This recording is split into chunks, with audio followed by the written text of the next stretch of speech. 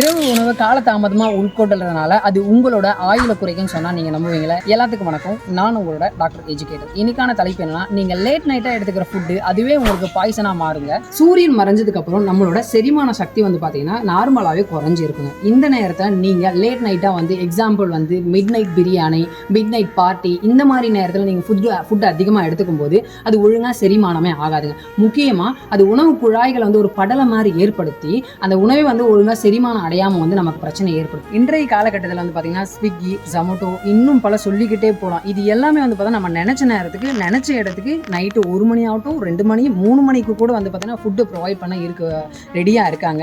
ஆனால் முக்கியமாக உங்கள் எல்லாத்துக்கும் எச்சரிக்கிறேன், இது மிக மிக முக்கியமான தீங்கான காரியங்க. நம்ம உடலுக்கு முடிஞ்ச வரைக்கும் பார்த்தீங்கன்னா ஒரு பேட்டர்னாக சாப்பிட பாருங்கள். காலையில் 8 மணி, மதியம் 2 மணி, நைட்டு மோஸ்ட்டாக 8 மணி இல்லை 8 மணிக்கு முன்னாடி சாப்பிட்டு பாருங்கள். அப்படியே நீங்கள் 8 மணிக்கு சாப்பிட்டாலும் முடிஞ்ச வரைக்கும் ஒரு 10 to 20 மினிட்ஸ் வாக்கிங் போக பாருங்கள். அப்போ உங்கள் மெட்டபாலிசம் ஸ்பீடப் ஆகி அந்த ஃபுட்டெல்லாம் ஒழுங்காக ஈஸியாக டைஜஷன் ஆக ஆரம்பிக்கும்.